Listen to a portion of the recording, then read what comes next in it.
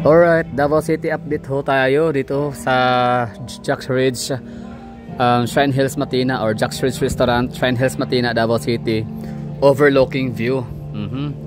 So update, ano bang update natin? Siyempre, kumusta na yung Davao City ngayon, May 12, 2025? Kung meron na bang pinagbago sa ating skyline of Davao City? Well, the answer is yes, meron, no? Kaya ko nga ito ginawa yung video, dapat ako ipapaalis na, pero dahil napansin ko talaga siya at hindi mo pwedeng i-ignore, no, yung development kagaya nito. Yan, no. So alam niyo kung ano yan? So that's Davao River, Bocana Bridge, no, or Davao Bridge, or ano ba, Davao River Bridge, tama, no, Bocana. Yan po yung magdudugtong sa ating Coastal Road of Davao City ng Junction 1 and Junction 2. So dito tayo sa Jack's Ridge ngayon at nagpapalamig na tayo dito kaso sarado. So dito tayo sa Jack's Ridge, no, and masarap ang kape dito, sa totoo lang, promise, no. Hindi lang kape, pati yung shake, durian shake yung kinuha ko. So ang ganda lang kasi ng view ngayon dito. Meron silang bagong development ang Davao City. Okay, so ituturo ko sa inyo yan, no. Siyempre update nga siya, like merong bagong development or merong development, kumbaga ano siya, no, moving. So for example, okay, so balik tayo sa itong Davao Global Township. Hindi natin masyado makikita, no, gawa nga nung itong bubong nitong gusali na to, at the same time merong punong kahoy. Pero kata paano meron tayong masilip ng konti. Dati kasi wala namang nakatayong dyan gusali na under construction. So that's part of Davao Global Township, at yung iba naman ay sa Matina Enclaves in the Philinvest, no. So dyan hilira yan na silang tatlo. And syempre yung Double Dragon Hotel, siyang pinakamalaki hotel sa Davao City or buong Mindanao, no. 101 Double Dragon Hotel. So pagmamayari yan ng Injap Sia Tower, basta mang Inasal, Jollibee, yan sila, no, corporation yan sila, or parang joint ventures. No, so dati wala yan, hindi ganyan ang hitsura, no. Kailan ba ako nakapunta dito nung huli? Hindi ko na siguro like mga last year pa. So yan yung hitsura ng dito sa may area sa may Ecoland / Matina. So yung itong mataas na gusali na yan. So that's 101 Hotel by Double Dragon. Diyan sa likod lang yan, harap, no, ng SM or likod ng SM Ecoland, sa may Ecoland, West Ecoland Drive, yun. So ito Philinvest, Davao Global Township, and Matina Enclaves, no, itong mga building na yan, mga kulay brown, basta under construction. Tapos dito naman na area, dadako tayo rito. So far mga old building lang to dito meron, no. Ito yung hindi siya bago, pero yan, andyan na rin naman na siya. Tatlong gusali ng Verdon Park na matataas, no. Ganda rin tignan. Tapos ang ganda ng skyline na to dito, kasi kapag dito ka nakatayo, ang skyline talaga na makikita mo, yung perspective ay dito na perspective, ang makikita mo talaga skyline of Davao na may kasamang dagat, open sea, and island garden city of Samal. Tapos yun, sky, blue sky of Davao region. Diba ang ganda, no? Tapos ito na nga yun, yan na yung nadadagdag sa skyline natin. Yung 1, 2, 3, 4, 5 limang, ano ba tawag dyan? Yung ito, shoutout kay Sir Leo. Hindi, ano ba tawag dyan? Yung ganyang yung ganyang, ay sige lang, mamaya pag-aralan ko yan, no? So ngayon hindi ko man siya mabanggit, so sa susunod ng mga video imagawa ko na siyang banggitin, no, kung anong tawag dyan sa parte ng tulay na iyan. Or di ba parte ng tulay, may mga pier, girder, ano pa ba, pile. So di ko alam kung anong tawag dyan, yung parang yan, paarko-arko. Diba? So napaka-visible na niya dito, sa kahit napakalayo na ng Shrine Hills, pero very visible siya. So tama nga naman pala, no, iconic river bridge yan sa buong Pilipinas or buong Mindanao, I don't know, no, or Visayas, Mindanao. Ano ba ang mga sea bridge, mga river bridge, no, sa Pilipinas meron na masasabi natin napakaganda? Yung syempre yung Jones Bridge, tsaka ng Binondo Bridge. So tama pala, no. So yun, maganda nga yun doon, Jones Bridge and Binondo Bridge. So iconic yun. So, ibig sabihin, kung iconic ang pag-uusapan, baka ito'y papasok lang siya sa kategorya ng Visayas and Mindanao. Ganda, no. So yun po yung tinutukoy ko sa inyo na latest development dito sa Davao City Skyline, or latest update sa Davao City Skyline. So nadadagdagan siya ng another view. Partida, hindi pa yan tapos ha. Matatapos pa yan, projected to be finished this last quarter of year 2025. So that's November to December. And ano naman siya, bubuksan naman siya, to turn over na siya sa public use ay by first quarter of the year 2026. So that would be January, February, or March.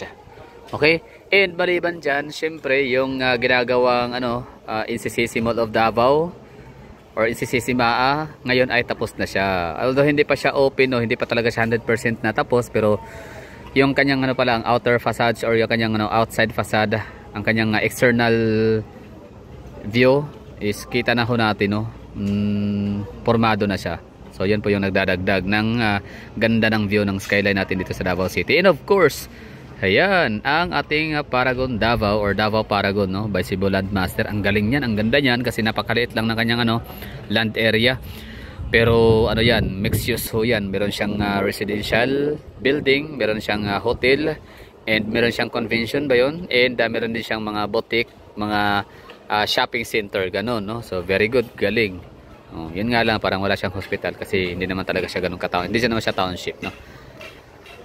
And ano pa ba meron na nadadagdag sa skyline of Davao City? Of course, itong si itong si Tuoto Peaklin, yan. 'Di ba? Kita natin, kita niyo 'yan, 'di ba? Ano na siya?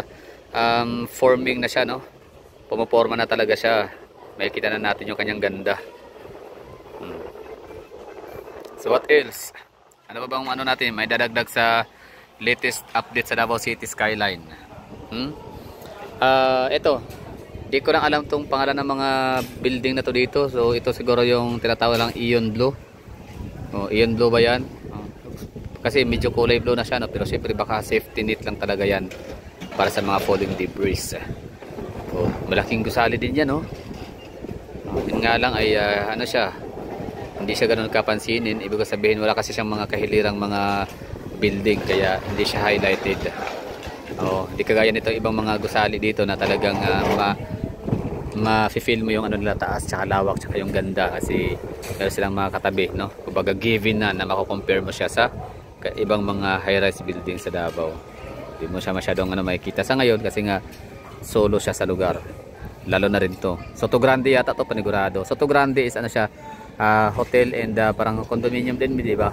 So yung Soto Grande na yun matatagpuan yan sa Davao Park, ay Crocodile Park yan. Dito naman may mga gusali dito, may mga building, di ko alam kung ano pangalan. Yan, no? Condominium din yan, Chato naman, condominium din. Okay?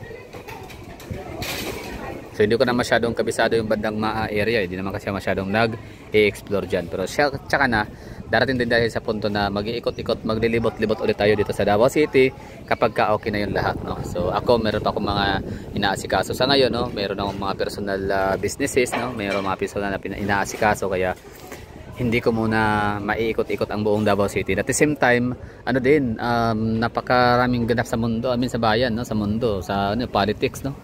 Grabe. So dami nating mga yun, tayo doon, nakikibantay tayo sa bahay ni Tatay Digong, nakiki-update, no? Kumbaga lagi tayong alerto.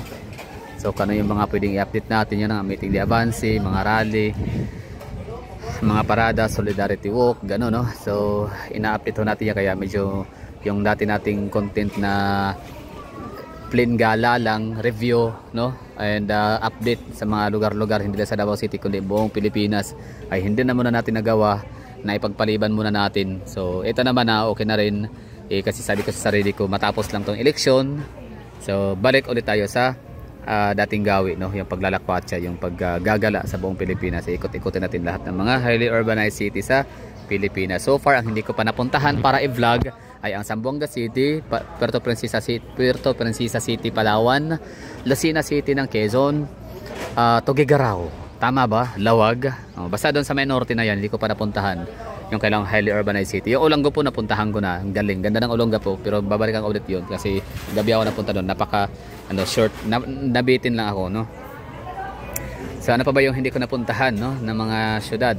Naga City, hindi man siya highly urbanized city. So ano siya, independent component city just like Cotabato City. Pero Naga City isa rin siya sa pinaka progressive, no, city sa buong Pilipinas. Yun na nga, bilong na siya sa ano, Ormoc City, Naga City, Cotabato City. So far yung tatlo na yun ay ang tinatawag nating ano, hindi apat pala, no. So Pagadian City ng Zamboanga, Naga City ng Camarines Sur, Bicol Region, Cotabato City ng Sultan Kudarat ba or Maguindanao, I don't know saan sakop ang Cotabato City. And pang-apat ay ang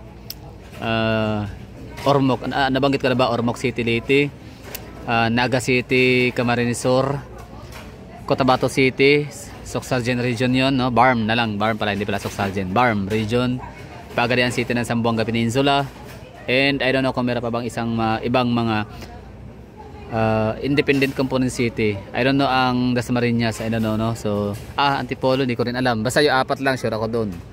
So pupuntahan ko pa yon, Pagadian City, Naga City, Cotabato City, tapos tao doon. Pag-receive ang syudad nila, maganda. Marami ding ano, mga development, no, under construction. Ano pa ba? Ormoc City, maganda rin ang Ormoc City. So that would be all. Thank you for watching. Sana nagustuhan nyo itong ano natin dito, update Davao City, latest update sa Davao City skyline. So ganda, ang dami ng mga nadadagdag, ang daming mga na-materialize na mga high-rise buildings. And even tulay natin, no. So ano yan, mga hindi siya high-rise building kundi kasama siya sa ano tawag dyan, flagship project, no, ng administrasyong Duterte. So taking shape na talaga siya.